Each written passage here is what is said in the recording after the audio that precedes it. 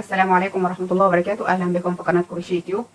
النهاردة هنعمل بلوزة صيفي وهناخد المقاسات بتاعتنا. احنا مطلوب مننا مقاسين اتنين بس، اللي هو طول البلوزة وعرضها. ممكن تاخدي دوران الأرداف أو دوران الصدر، وهناخد المقاس الأكبر وهو ده اللي هنشتغل عليه. الأدوات اللي احنا هنستخدمها: إبرة رقم 3.5، إبرة رقم 3.5، وعندنا المقص وإبرة التنظيف، وده الخيط اللي احنا هنشتغل بيه، والمزورة بتاعتنا أو المتر اللي احنا هناخد بيه المقاس. قطن جولد، وده درجة اللون، دي درجة اللون اللي احنا هنستخدمها رقم 33، والشلة 100 جرام زي ما احنا شايفين كده. والمفروض نشتغل من إبرة رقم 2 ل4، أنا هشتغل بإبرة رقم 3.5. البلوزة اللي احنا هنشتغلها دي من مضاعفات رقم 9، يعني هنعمل السلاسل بتاعتنا بتكرار رقم 9.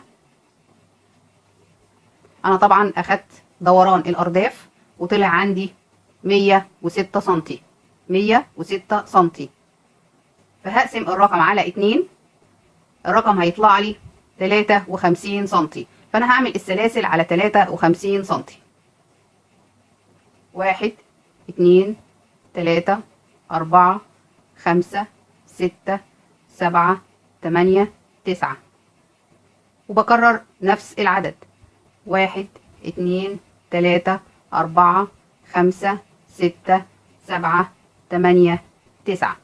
بفضل اكرر العدد لغايه لما اوصل عند ال 53 سنتي، وبزود عمود بلفه اللي هو 99 مثلا زائد 1، او 90 زائد 1، او 7 او 27 زائد 1. ده من مضاعفات رقم 9 زائد 1. انا هكمل وارجع لكم. انا كده عملت السلاسل لغايه 53 سنتي، عملت 108 سلسله، 108 سلسله. ده اللي هعمله للواجهه. وزي ما انا قلت لكم قبل كده، العدد السلاسل اللي بعمله قدام نفس العدد بعمله في الجزء اللي ورا او الظهر. فانا دلوقتي عملت 108 سلسله، وهعمل ارتفاع 3 سلاسل اللي هو بمثابه عمود. انا قلت من مضاعفات رقم 9 زائد 1 اللي هو العمود اللي احنا بنعمله. 1 2 3، ده هنعتبره اللي هو رقم 1. 99 زائد 1 او 108 زائد 1 زي ما انا قلت لكم، ده هنعتبره اول عمود بالنسبه لنا. وهندخل في رابع سلسله، وهنبتدي ناخد عمود بلفه، عمود بلفه في كل غرزه. هنعمل عمود بلفه، الناتج في الاخر هيبقى 109 غرزه عمود. انا عملت 108 سلسله وارتفعت 3 سلاسل، في النهايه هيبقى المجموع عندي 109 عمود بلفه.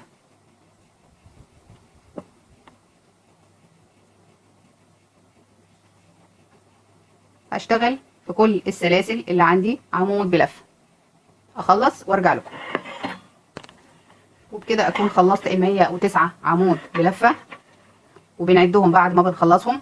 وهنرتفع 3 سلاسل: 1 2 3، ده الدور الثاني. وهناخد سلسلتين مسافه 1 2، والف الشغل. السلسلتين اللي انا سبتهم دول هسيب تحتيهم برضو من تحت عمودين، ادي 1 2، وهدخل في الثالث. يبقى انا فوق سبت سلسلتين، عملت سلسلتين مسافه، وتحت سبت عمودين. هاخد كمان سلسلتين 1 2، واسيب فراغين، وهدخل في الفراغ الثالث وهاخد عمود بلفه. تاني اكرر سلسلتين واسيب فراغين، وادخل في الفراغ الثالث اخد عمود بلفه. سلسلتين واسيب فراغين، وادخل في الثالث عمود بلفه. سلسلتين واسيب فراغين، وادخل في الثالث اخد عمود بلفه. الدور ده كله بالشكل ده، باخد سلسلتين وبسيب فراغين من تحت، وادخل في الثالث اخد عمود بلفه. اكمل وارجع لكم. وبكده خلصت الدور، وبقى عندي 3 اماكن فراغيه. ادي الفراغ الاول وادي الفراغ الثاني وادي اخر سلسله عندي اللي هو الثلاث ارتفاعات، الثلاث سلاسل ارتفاع. بلف الخيط وبدخل في ثالث سلسله، في ثالث سلسله هي بتبقى متنيه شويه.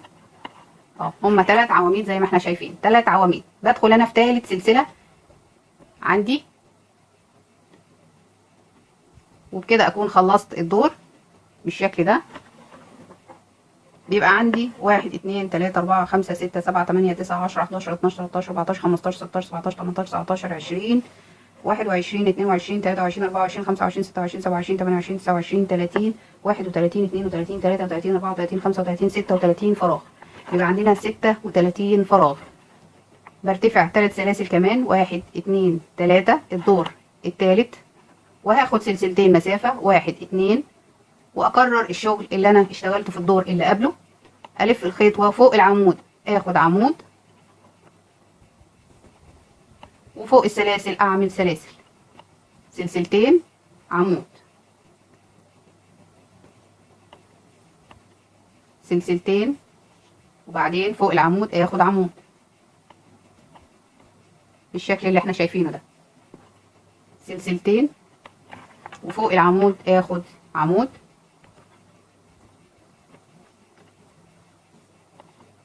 سلسلتين، وفوق العمود باخد عمود بالشكل ده زي ما احنا شايفين. الدور ده والدور اللي بعده بشتغل بنفس النمط. يبقى كده هعمل 3 ادوار بنفس الشكل بنفس النمط، عمود سلسلتين عمود. اكمل الدور ده والدور اللي بعده وارجع لكم. وبكده اكون انا خلصت ال3 ادوار زي ما احنا شايفين بنفس الشكل بنفس النمط، عمود سلسلتين عمود.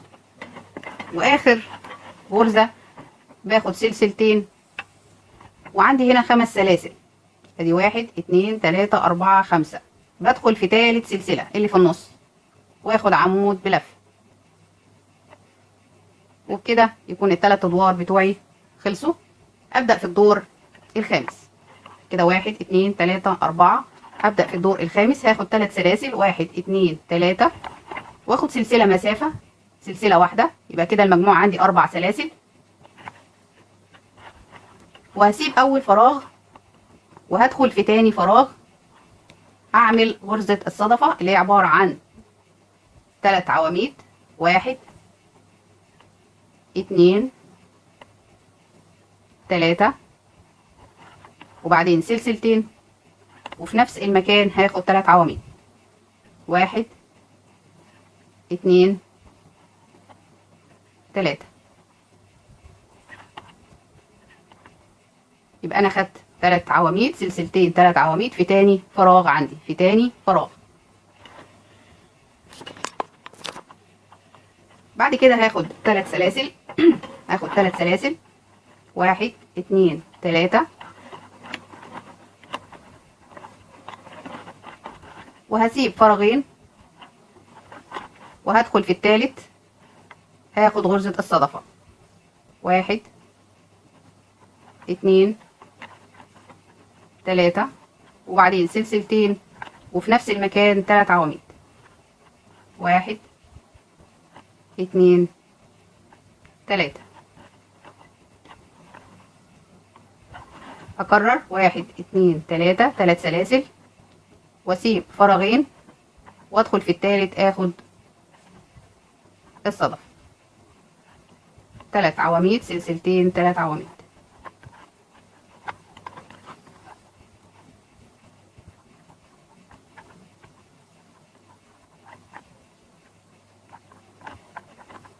بالشكل ده، وبكرر الشغل لغاية الاخر. بسيب فراغين واشتغل في الثالث، اسيب فراغين واشتغل في الثالث، اسيب فراغين واشتغل في الفراغ الثالث غرزة الصدفة، وهكذا لاخر السطر. وصلت لاخر السطر، هسيب فراغين واشتغل في الفراغ الثالث غرزة صدفة. هيبقى عندي فراغ واحد بس زي البداية. انا سبت فراغ واحد واشتغلت في تاني فراغ. هنا برضو هسيب فراغ اللي هو في الاخير، وهشتغل في اللي قبل الاخير. وطبعا كده انا بسيب فراغين وبشتغل في التالت عشان تبقى النهاية زي البداية. هشتغل في الفراغ الاخير عندي غرزة الصدفة 3 عواميد، سلسلتين 3 عواميد،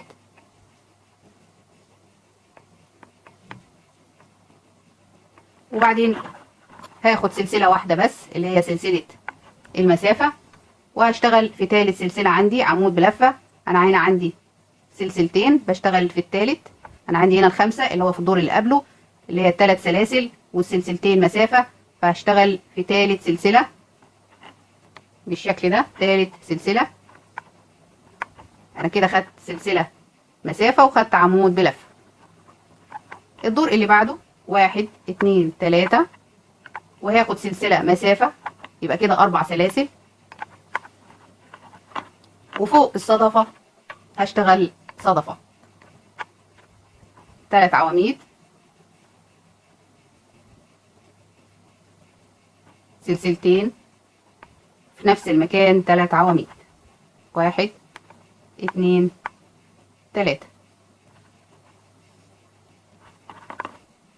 3 عواميد، سلسلتين 3 عواميد في الصدفة نفسها.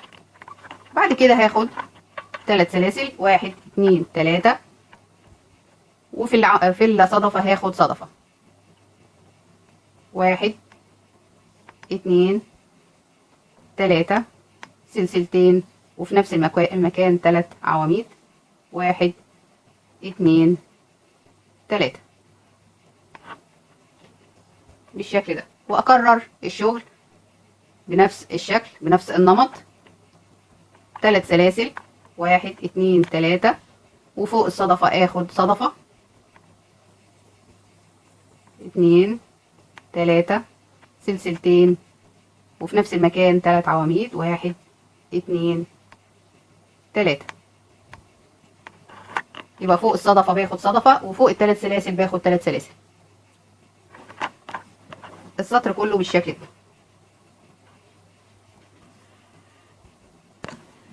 خلصت الدور بالشكل ده،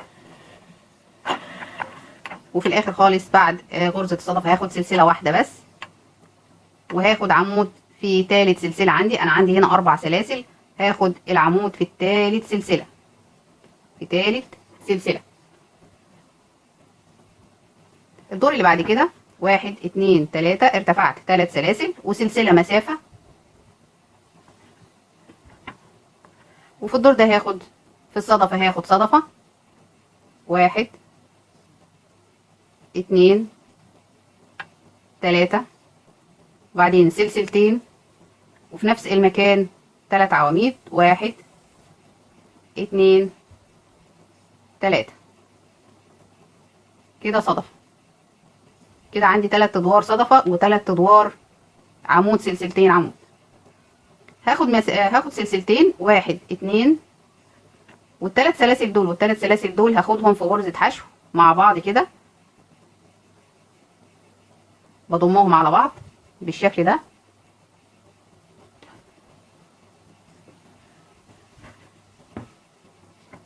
علشان تطلع بالشكل اللي احنا شايفينه ده. باخد غرزة الصدفة وبعدين سلسلتين وباخد غرزة حشو وبلم فيهم الثلاث سلاسل دول والثلاث سلاسل دول، باخد غرزة حشو بتضمهم هما الاتنين على بعض بالشكل اللي احنا شايفينه ده.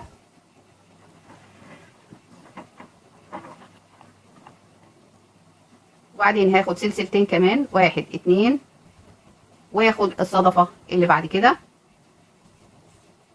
1 2 3 سلسلتين وفي نفس المكان 3 عواميد، 1 2 3 وبعدين سلسلتين وانزل اخد غرزة حشو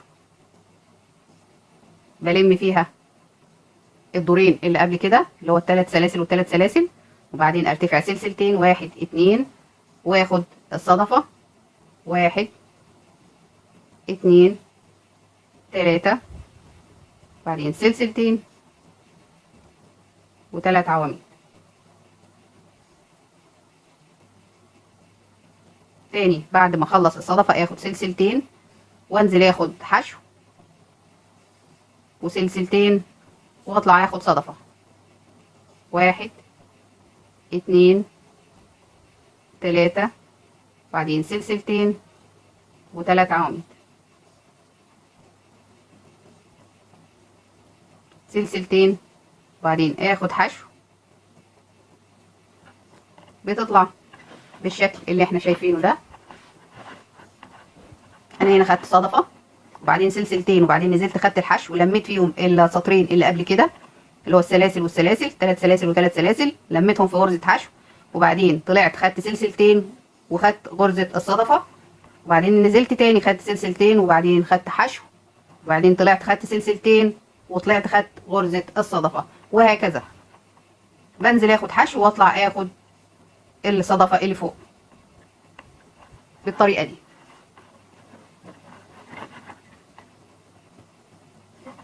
تاني سلسلتين وبعدين غرزة الصدفة،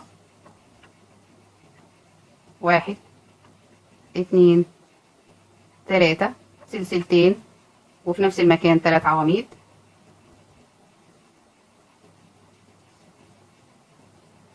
وبعدين اخد سلسلتين وانزل اخد حشو وسلسلتين واطلع اخد الصدفة.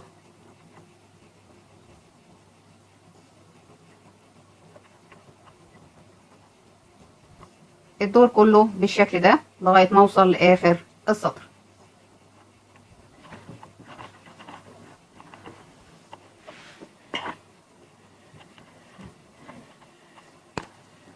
وصلت لاخر الدور.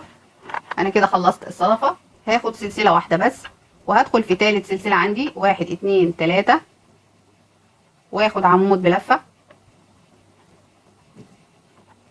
بالشكل ده، وبعدين هرتفع 3 سلاسل، 1 2 3 للدور اللي بعده، وبعدين الف الشغل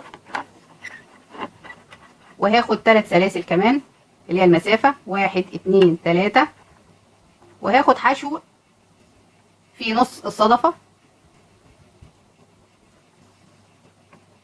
وبعدين اخد 8 سلاسل، 1 2 3 4 5 6 7 8، وفي مركز الصدفة هاخد حشو بالشكل ده. يبقى اول السطر خدت 3 سلاسل ارتفاع، وبعدين خدت 3 سلاسل مسافة، وبعدين خدت حشو جوه مركز الصدفة، وبعدين خدت 8 سلاسل 8 سلاسل، وبعدين خدت حشو جوه مركز الصدفة،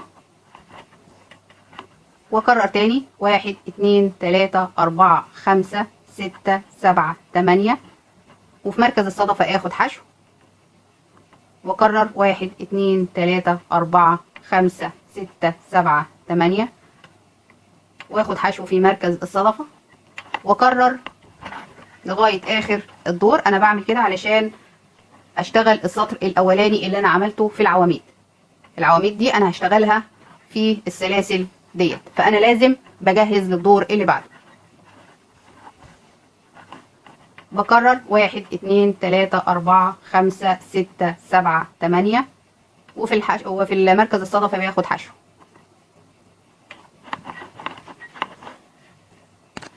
وصلت لاخر السطر بالشكل ده.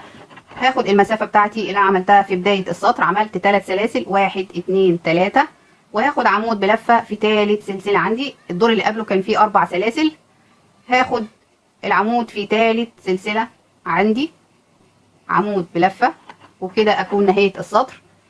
وارتفع الدور اللي بعده 1 2 3 3 سلاسل والف الشغل، وفي الثلاث سلاسل اللي انا خدتهم هعمل 4 عواميد بلفة، 1 2 3 4، يبقى كده 4 عواميد بلفة بالارتفاع، يبقى كده 5 عواميد. الارتفاع اللي انا عملته اللي هو 3 سلاسل ده هعتبره معايا عمود، يبقى 1 2 3 4 5، يبقى كده معايا 5. وهدخل في الفراغ اللي فيه ال8 سلاسل وهعمل 9 عمود بلفة، 9 عمود بلفة، 1 2 3 4 5 6 7 8 9. يبقى في ال8 سلاسل بعمل 9 عواميد بلفة، وفي ال3 سلاسل بعمل 4 عواميد بلفة. تاني في ال8 سلاسل هعمل 9 عمود. 1 2 3 4 5 6 7 8 9. وبكرر طول السطر. في ال8 سلاسل بعمل 9 عمود بلفة، وفي ال3 سلاسل بعمل 4 عمود بلفة. يبقى في ال8 سلاسل بعمل 9 عمود بلفة. وصلت لاخر السطر، وهعمل في ال3 سلاسل هعمل 4 عمود بلفة.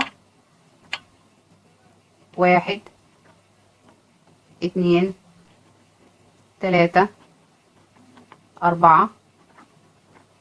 وهاخد الارتفاع بتاعي اللي هو العمود الاخير في ثالث سلسلة عندي. في ثالث سلسلة هاخد عمود بلفة اللي هو اعتبره الخامس.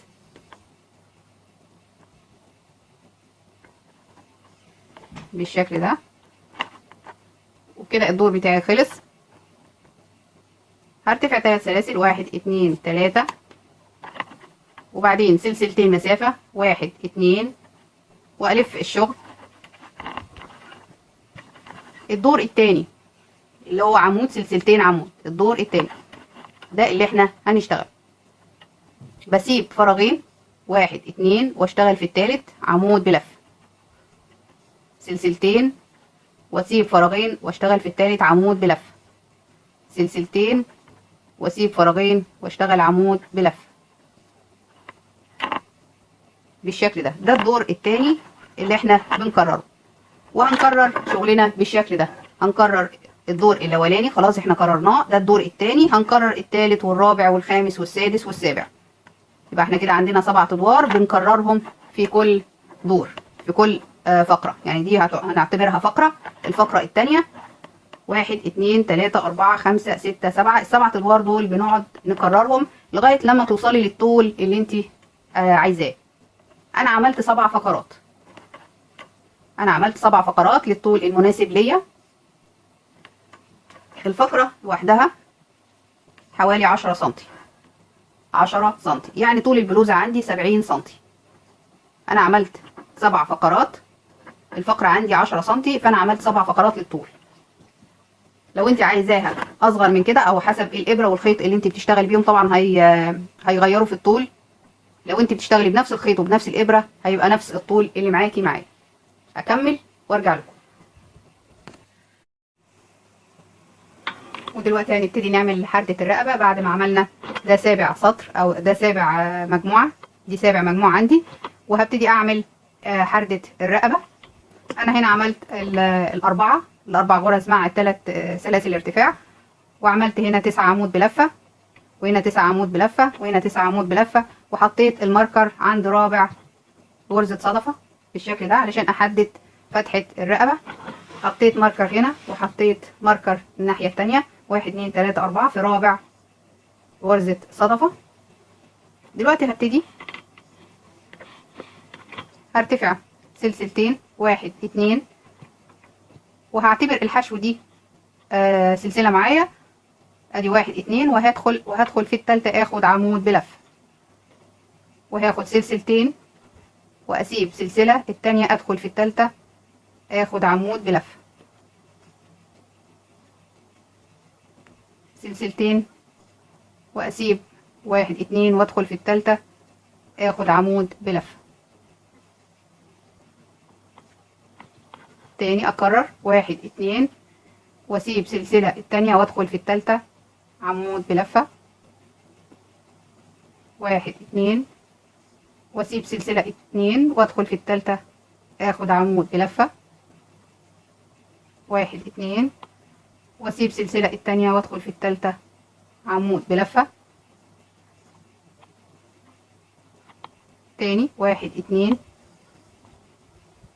واسيب سلسلة التانية ادخل في اللي بعدها عمود بلفة. وهكذا لغاية لما اوصل للماركر بتاعي.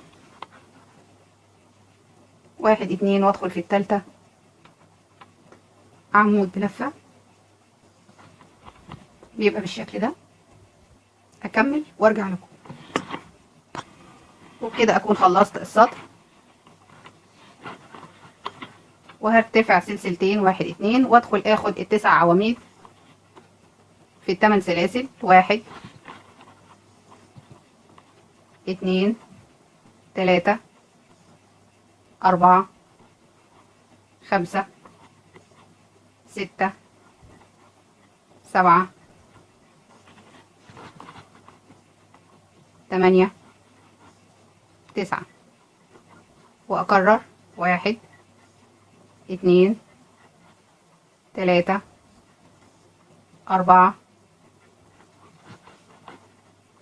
5 6 7 8 9 وبعمل هنا 9 وبعمل هنا 4 عواميد والعمود الاخير اللي هو الخامس بتاع الاربعه. اخلص معاكم السطر. انا هنا عملت 4 عواميد وهاخد العمود الاخير في ثالث سلسله وكده نهايه السطر.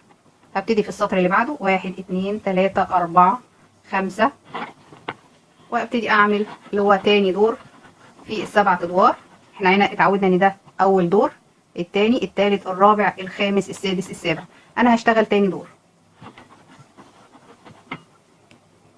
هسيب 1 2 وادخل في التالتة سلسلتين واسيب فراغين ادخل في التالت عمود سلسلتين فراغين عمود سلسلتين فراغين عمود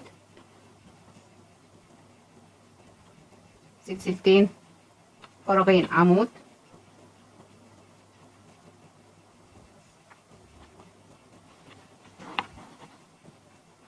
سلسلتين فراغين عمود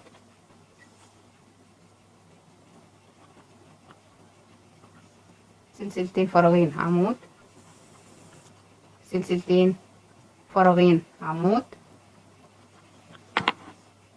سلسلتين وفوق العمود اخد عمود سلسلتين وفوق العمود اخد عمود سلسلتين وفوق العمود اخد عمود بالشكل ده. ده السطر التاني في حردة الرقبة.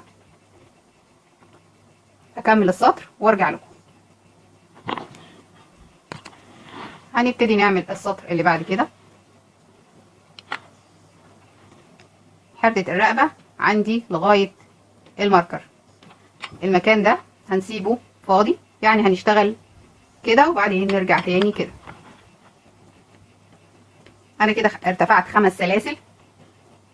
هشتغل فوق العمود سلسلتين وفوق العمود عمود سلسلتين وفوق العمود عمود سلسلتين وفوق العمود عمود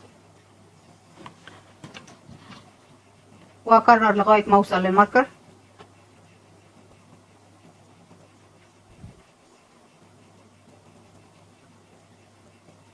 بالشكل ده. لو انت عايزة توسعي او تضيقي حردة الرقبة ده يرجع لك.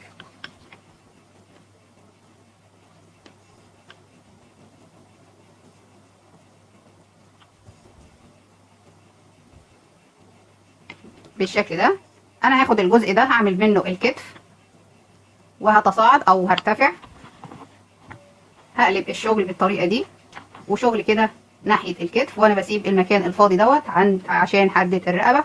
هرتفع 5 سلاسل 1 2 3 4 5 واشتغل في الدور اللي بعده نفس الشغل اللي قبله. سلسلتين وعمود فوق العمود سلسلتين وعمود فوق العمود سلسلتين وعمود فوق العمود بالشكل ده. هعمل كمان سطر زي السطر ده بالظبط وهقفل الدور على كده وبكده اكون خلصت الدور. انا كده عملت ناحية الكتف بالشكل ده. عملت 1 2 3 4 طبعا 3 ادوار لوحديهم من ناحية الكتف، والدور الاولاني ده عند الرقبة اللي هو بطول السطر، بطول بعرض السطر بعرض السطر. هعمل نفس الشغل الناحية دي. الشغل اللي احنا عملناه الناحية دي هنعمله الناحية التانية بالظبط زي ما احنا شفنا الخطوات، وبتبقى بالشكل اللي احنا شايفينه ده كده. دي حردة الرقبة. هنعمل قطعتين زي بعض بالظبط، الأمامية والخلفية. توضيح بس صغير علشان الناس اللي بتسألني انتي لضمتي الخيط واشتغلتي ازاي. انا بجيب الخيط وبلضمه من اول السطر. يعني انا هنا اشتغلت عند الماركر، فوق الماركر بشتغل الكتف اللي هو الاولاني فوق الماركر. عند الماركر التاني ببتدي وبلضم الخيط في اول عمود عندي فوق الماركر بالشكل ده، وبشتغل الاسطر بتاعتي اللي هي 3 اسطر، اللي هي عمود سلسلتين عمود. انا كده عملت الظهر وعملت الوش، انا كده خلصتهم. دلوقتي هبتدي ان انا اشبك الاكتاف ببعض، وبكده اكون خلصت البلوزه.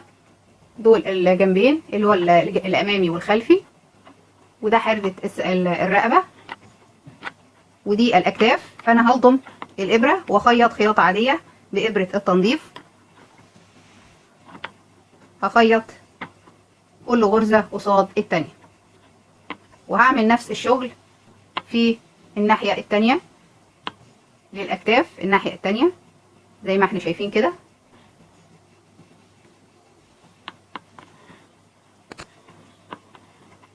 انا كده حاطه الوجه على الوجه، الوجهين قصاد بعض بالشكل ده، وهبتدي ان انا اخيط.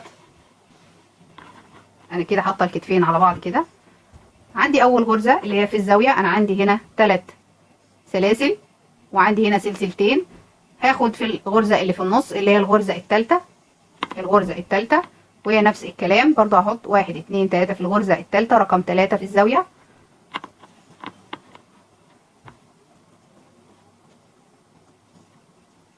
واربط الخيط بالشكل ده واخيط الطرفين ببعض. هي هتبقى بالشكل ده اللي احنا شايفينه، زي ما احنا شايفين كده. اخيط الطرفين غرزه قصاد غرزه،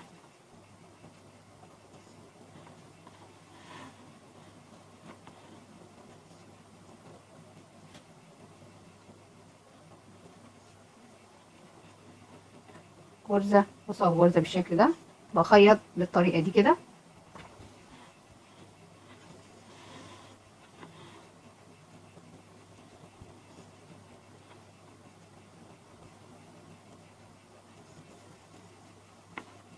باخد الابره الناحيه دي وبطلعها من الناحيه دي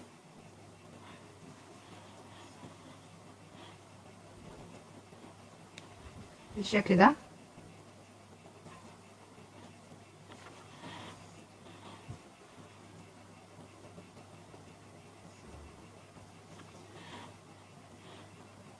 وافضل اشتغل لغايه اخر السطر،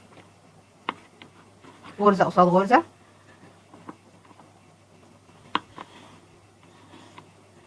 بالشكل ده كده. لو عايزه تخيطي مرتين فوق بعض مفيش مشكله، بس ما يكلكعش منك. حاولي ان انت لو الخياطه مره واحده رايح بس، يعني انت لو خيطتي خياطه واحده وطلعت ثابته معاكي مفيش مشكله. لكن لو الخياطه طلعت واسعه معاكي وعايزه تعملي كمان دور مفيش مشكله، بس بحرص عشان ما يكلكعش الخيط معاكي ويبان في الكتف.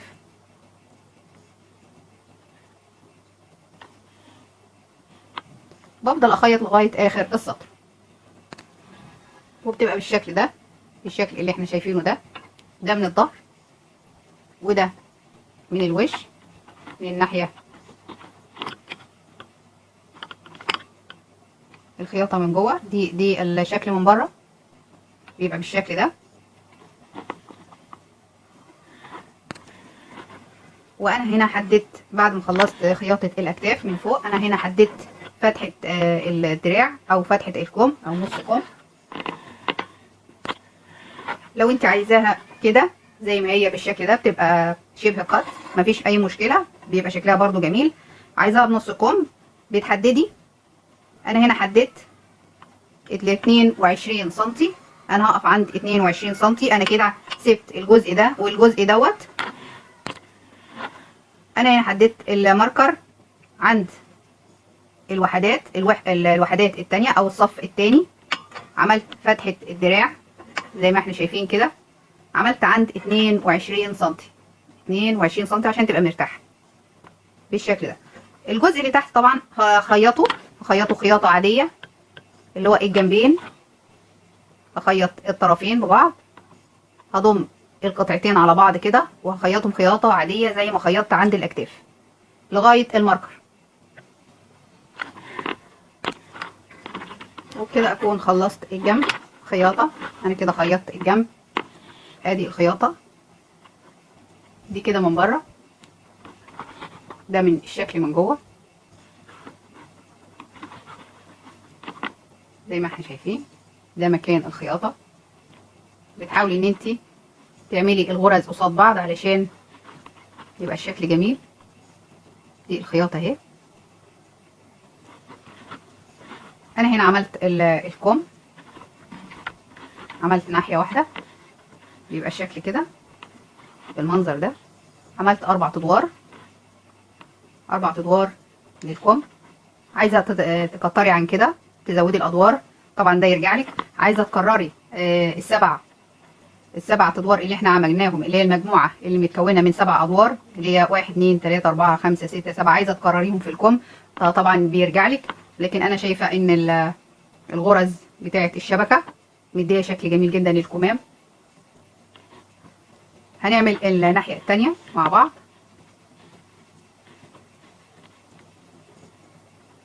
انا هنا مش محتاجة الماركر، خلاص انا خيطت الجنبين. طبعا الخياطة دي كلها، الخيوط دي كلها انت بتنضفيها في نهاية الشغل. انا هاجي هنا من عند الغرزة دي وهبتدي اعمل الكمام.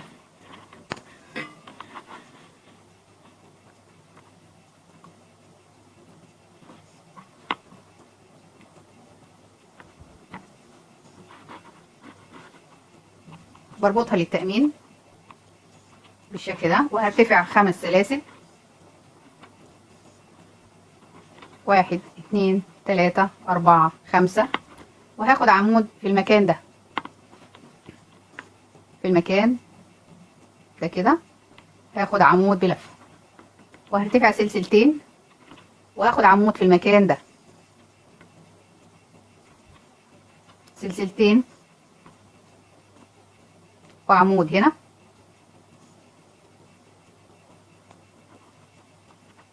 سلسلتين وعمود في المكان ده، سلسلتين وعمود في المكان ده، سلسلتين وعمود هنا، سلسلتين وعمود في المكان ده، سلسلتين في المكان ده عمود، سلسلتين في المكان ده اعمل عمود، سلسلتين في المكان ده هعمل عمود، وهفضل كده لاخر الدور. ارتفع سلسلتين واخد عمود في عند السلاسل بالشكل ده زي ما احنا شايفين. باخد عمود، سلسلتين، عمود لغاية ما اوصل لاخر الدور. وهاجي في الجزء اللي تحت الباط بالشكل ده، هاخد سلسلتين وادخل في المكان ده اخد عمود، وبعدين سلسلتين واخد هنا عمود.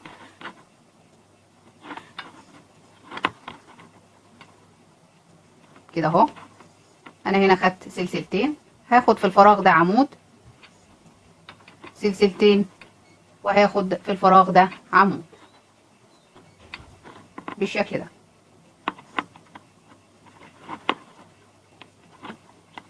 وارجع تاني سلسلتين واخد هنا عمود، سلسلتين، عمود، سلسلتين، واقفل في تالت سلسلة عندي، 1 2 3، وارتفع 5 سلاسل، 1 2 3 4 5. عايزة اوريكم حاجة بس عشان الناس اللي بتسألني عن حردة الباط، انا هنا حردة الباط ده الجزء اللي هو الفاصل الخياطة. فانا خدت في الفراغ اللي قبل الخياطة خدت عمود بلفة، والفراغ اللي بعد الخياطة خدت عمود بلفة. يعني انا عندي هنا فراغ وهنا فراغ، خدت هنا عمود وهنا عمود بلفة زي ما احنا شايفين كده. هتبان اكتر في الكم التاني اهي.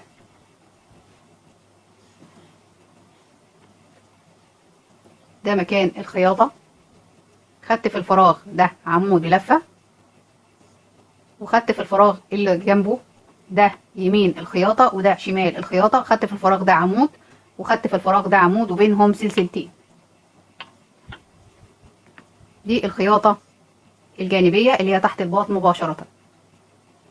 يا رب اكون قدرت ان انا اوضحها لكم. بعد كده برتفع الخمس سلاسل بتوعي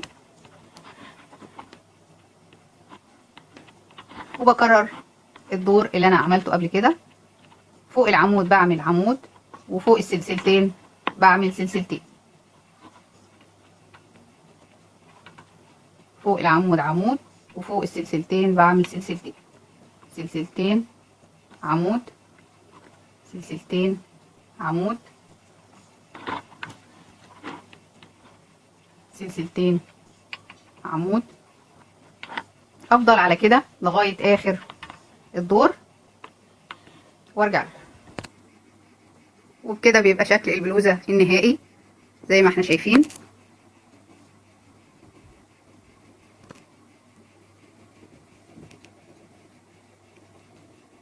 اتمنى ان الفيديو يكون عجبكم، ولو عجبكم الفيديو ما تنسوش لايك، واي تعليق انا هرد عليه. واللي اول مرة تشوفني